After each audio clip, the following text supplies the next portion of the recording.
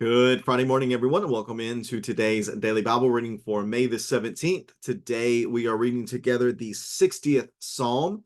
Psalm number 60 is headed in my Bible as a prayer in difficult times. The superscription tells us that this is for the choir director, according to the Lily of Testimony, a Miktam of David for teaching when he fought with Aram Naharaim and Aram Zobah, and Joab returned and struck Edom in Salt Valley, killing 12,000.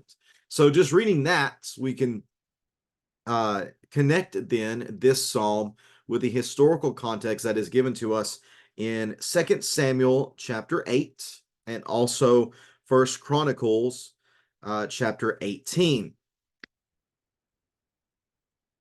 And if you were to go and to read those texts, maybe you can recall a little bit from our read through the Old Testament historical books last year.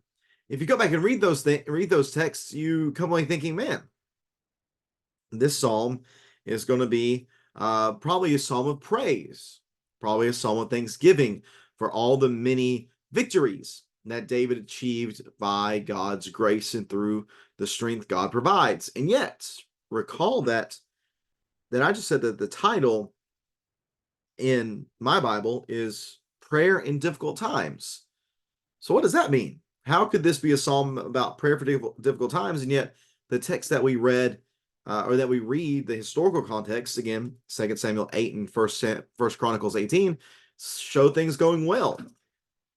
It's a very interesting moment here within the Psalter that we're given detail that just isn't within the historical content, that isn't within the historical details of the writings that we have.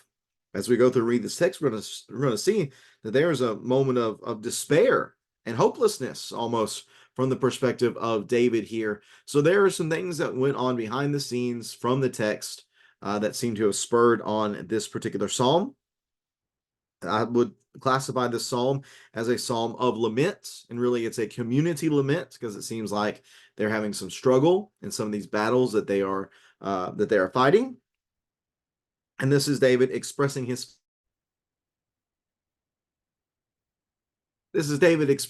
feelings during this, again, moment of difficulty in what otherwise, at least from our perspective of the text, is a chapter in his life of great success over enemies of the people. So let's read this text together then. Let me get it up on the screen for us. Had a little bit of a glitch there, so I apologize if I repeated anything and it just looked a little bit awkward.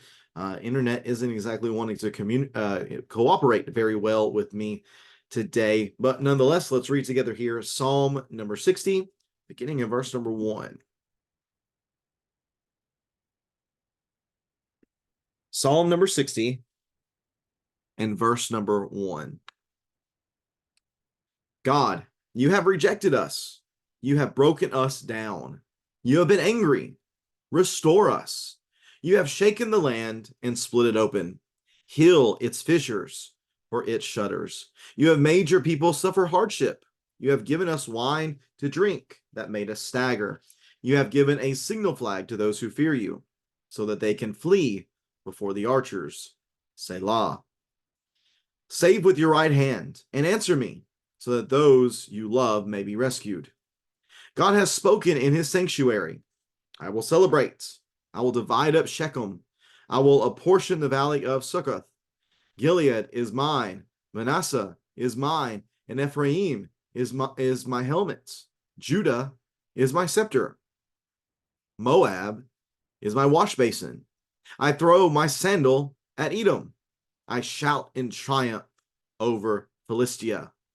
Who will bring me to the fortified city? Who will lead me to Edom? God, haven't you rejected us? God, you don't march out with our armies. Give us aid against the foe, for human help is worthless. With God, we will perform valiantly. He will trample our foes. And that's Psalm number 60, again, giving us some detail that we don't have within the text, where again, we're reading 2 Samuel chapter 8, 1 Chronicles 18. We're thinking, oh, things are just going very smoothly. Things are going very well. Well, that's not exactly the case. What do we see happening here in the background? Well, again, I think it's community lament because of the pronouns that are used. The us is used a number of occasions in the first three verses. What has God done with them as a whole? There's rejection, there's a breaking down. God is angry, God has shaken the land, he has split it open, he has made his people suffer hardship, he has given them wine to drink that made them stagger. So they are disoriented, they are suffering in some way. And again, much of this language that's used here in verses 1 through 3 is often used by the biblical writers to talk about the destruction that Yahweh has brought against their enemies. But here this time, this destruction is against them. They are the ones who are suffering at the hands of the enemy. And this is, again, disorientating to David. This is something that is a struggle for him, and he doesn't seem to understand what the issue here is. But there are inklings of hope. Verse 4 is kind of hard to translate by all accounts that I've read.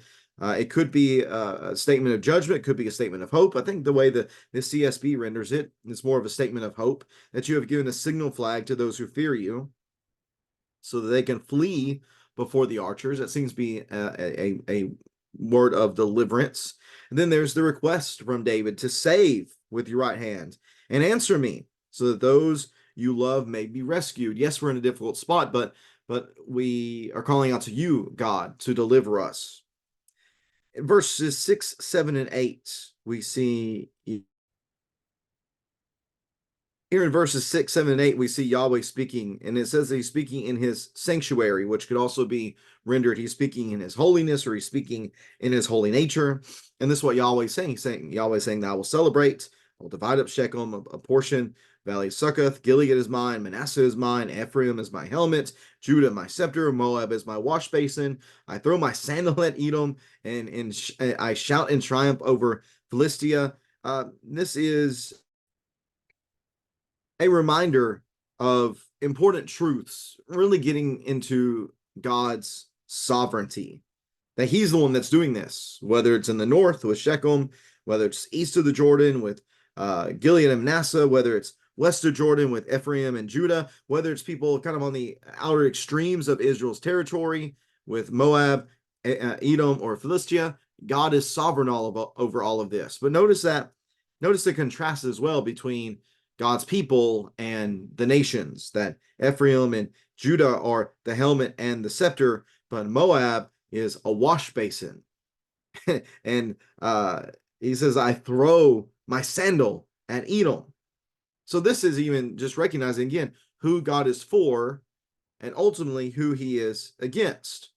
So David gets back now and says, who is going to bring me to the fortified city?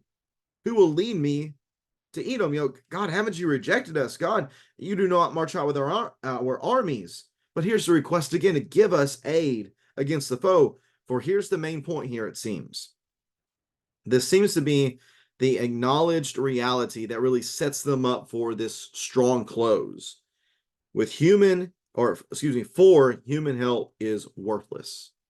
Human help is worthless. There is nothing that a person can do that can deliver them. David recognizes that it is God's help alone that will bring this deliverance. That gets back to verse number 5. Say with your right hand, your strong hands, and answer me, so that those who love you may be rescued.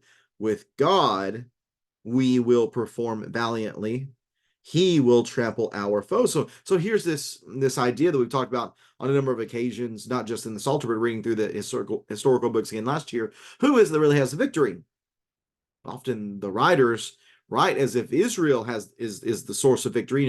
Israel accomplished this, but we know that the root of the victory is not Israel in its strength, or it often did not have the upper hand, but instead it was Yahweh's strength that allowed them to be valiant in their fights. It was Yahweh's strength that allowed them to trample their foes. It is that, what was the word somebody used? The rejoinder, I think is the word that's used in verses 6 through 8 of reminding themselves of these important truths about Yahweh's sovereignty that takes them from a moment of despair and hopelessness where they're getting beat to the crying out to God, recognizing that He alone gives victory, that again, He is sovereign and all powerful over everyone, whether it be within Israel or outside of Israel. So forget about humans, forget about whatever help they can give. Here, David says, we look to God and God alone. Even in this moment, again, the reading of the text in 2 Samuel 8 and 1 Chronicles 18, everything seems to be going great. That's not always the case. And maybe that's something we need to take in mind as well. As we look at other people, we kind of survey their lives. We think, man, everything's going great, but we don't know exactly what's going on behind the scenes. There might be some struggle that they're dealing with. There's the saying that you might have heard before, a reminder that people are fighting battles that we don't always know about. So be kind and don't make too many assumptions. It's kind of the issue here, it seems, within these stories of 1st or 2nd Samuel 8 and 1st Chronicles 18. Everything looks good on the surface, but behind the scenes there was a little bit of struggle. Here we know that because of the psalm, and it might give us a little bit of different perspective as we read through the historical texts and just think about, again, reality.